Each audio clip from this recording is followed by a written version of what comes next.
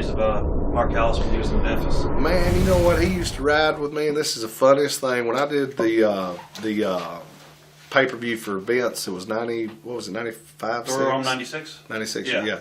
Well, they told me everybody, I guess, has got their own assigned dressing quarters or something, right? In which everybody always knocks Shawn Michaels and Triple H and everything, I guess, because they think they get their way. But, man, when I went to that thing, they was the two coolest dudes to me, and which Shawn was always cool to me when he come through Memphis. But I hadn't been around Hunter none until up there, and they was the two coolest dudes to me out of that whole locker room. And I carried Mark around. Mark rode with me, the Undertaker, when he was in Memphis, and we hung out together. And we made trips 4 days a week together, and we'd ride in my car because he didn't have enough money to put tires on his car. And then when I went up there, you know who I was assigned to be in the dressing room with? And? Undertaker, Bret Hart, and myself, which they was in the main event, so maybe they thought I shouldn't be in there. But now here's a guy that was in Memphis that didn't have enough money to put tires on his car, that was driving around in an Escort with bald tires, that rode with me every night.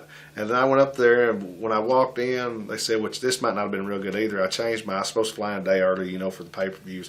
Well, I changed my flight to the day of the pay-per-view. I wrestled in Nashville that night. I didn't fly up there. I went Sunday, got there right before the pay-per-view, and I walked in the room, and I said, "Hey, Big Mark, how you doing, man?" I hadn't seen him since he left Memphis, right? So I figured he'd be nice and cool and stuff. He said, "Hey."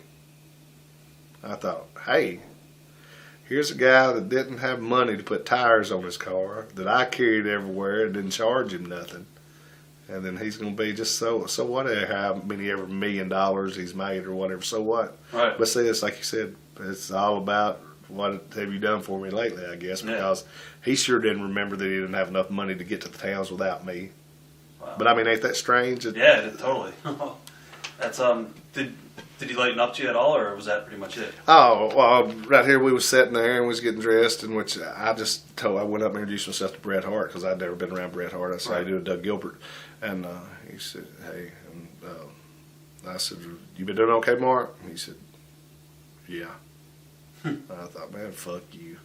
And how did you get that gig anyway to go out and work at the Royal Rumble?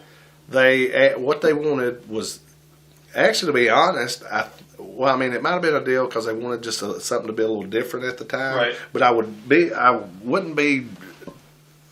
would probably think they could have been a little short of talent. But what they was wanting was, it was going to be Buddy Landell from Smoky Mountain, myself from USWA, and there was one or two other organizations that there was going to have different, which they just wanted to throw in, I think, a little blend of something that wasn't like their stuff, or like maybe somebody else, the thought of maybe somebody else could actually win it that wasn't from there. Right. And everything. But it wound up being a good deal. But Lawler is one that hooked the deal up for me to do it. Let's talk about The Undertaker.